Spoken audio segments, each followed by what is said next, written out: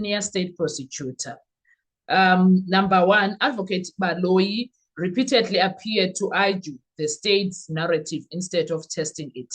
A prosecutor's constitutional duty is fairness, not victory. The pattern that emerged was, one, leading through gaps, questions structured to complete. Oh, God.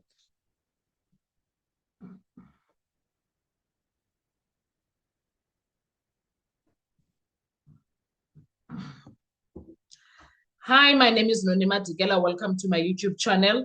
Today, I want us to talk about Advocate Baloyi, and we are going to talk about his role in the Senzo Meyiwa case. He is a senior state prosecutor, and I believe that he is a man that kept the case going, whether left or right or center or middle or wherever, whether to heaven or to hell, it is Baloyi's doing. It is Baloyi's doing because he's the one that knows the law. He's the one that knows what needs to go to the courtroom. He's the one that knows what can and cannot work in that courtroom. Now, let's look into his conduct and everything. Advocate Baloyi repeatedly appeared to argue the state's narrative instead of testing it. A prosecutor's constitutional duty is fairness, not victory. The pattern that emerged was leading through gaps. When I talk about leading through gaps, questions structured to complete witnesses' stories rather than interrogate them. That's what he was doing when he was leading his witnesses. Secondly, selective pressure, aggressive on peripheral points, conspicuously soft where contradictions threatened collapse. You notice this because you know how Baloyi is, or he will change the direction very fast. For one example that I remember, Tumelo was telling the story of what happened, and then he said, "Wasuka lapho kumsindo." Then the point was changed to another direction. The goalpost went another direction. Also, the third one, narrative repair, re-entering damage evidence with reframing questions instead of confronting the damage head on. One of the examples, there's a lot of them also in this scenario. One of the examples was when they were dealing with the section 205 of IQ's number 3. Baloyi dealt with it until 5 o'clock, until we got the full picture of where IQ's number 3 was from past 5 until 8:30 p.m. when Mngomezulu was the one that was in charge. He is the one that made the lady Brinky from Vodacom to read throughout what happened. And why this matters, the prosecutor is a minister of justice. When examination becomes damage control, the court loses its most important filter. And Baloyi failed when it came to this. He really did, guys. Now, let's go to, that was me talking about the first point where prosecutor, the line that kept moving or kept the line moving. Number 2, let's look at procedural slippages. Death by 1,000 small breaches because, wow, Sanala, there was a lot that was going on during the state case. Individual defensible, collectively fatal.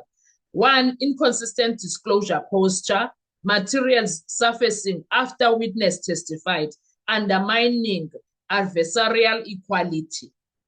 He is 100% a failure when it comes to that. Number 2, exhibit chaos, poor sequencing and unclear provenance, diluted probative value.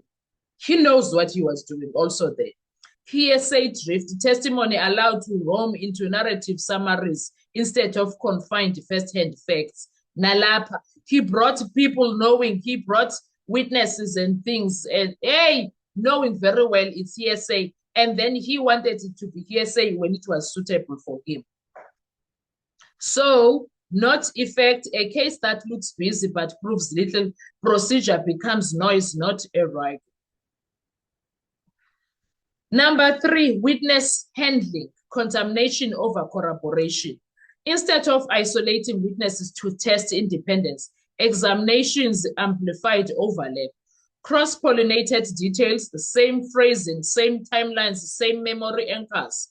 no hard research. When contradictions surfaced, no forensic cause, no impeachment spy. Protection reflects when credibility cracked, the questioning rescued rather than resolved. Courtroom reality, once witnesses echo each other without independent anchors, the evidence becomes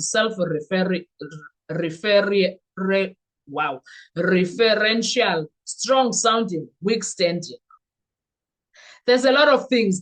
In fact, from all the witnesses, something was always wrong. Something was always needed to be corrected.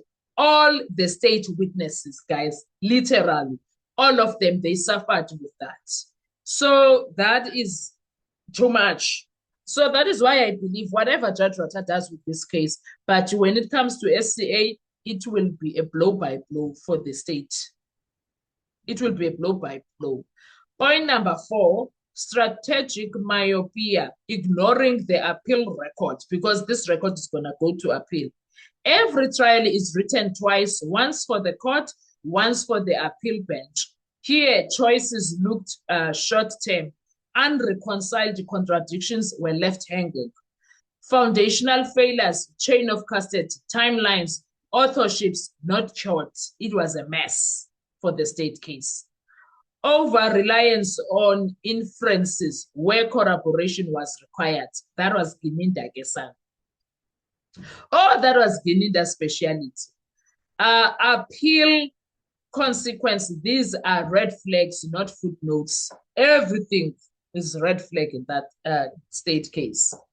Point number 5, ethical posture when zeal starts to bend fairness. Let's look into that. No allegation of corruption is needed to identify an ethical problem. The issue is orientation, win-centric momentum over truth-centric restraint, resistance to concessions, even when concessions would strengthen credibility. Adversarial heart, where prosecutorial coolness was required. Prosecutorial ethics 101, if your case needs shielding, it isn't ready. And I'm sure Advocate Baloyi knew this and knows it every day, but he deliberately made sure everything is a mess, in my view. Point number 6. Is it number 6? Yes. The bottom line. A case that weakens as it speaks. That is exactly what was happening in the Senzo Meyiwa case. Come sunshine or rain, that's exactly what happened. The prosecution did not collapse because of one witness or one ruling. It surged under narrative advocacy instead of forensic proof, procedural looseness instead of discipline, protection of evidence instead of testing it. Verdict-proof cases don't fear cross-examination. This one appeared to. It was a mess. It was a mess. You see that he feared cross-examination by the way he keeps on doing objections. And at some point now, the defense lawyers started laughing at him because they were like, this objection is laughable. I think Ramusipule at some point did say something along those lines, because what is this son? Indolente skuyo. A prosecutor doesn't win by winning. He wins by being fair. In the Senzo Meyiwa trial, the state case didn't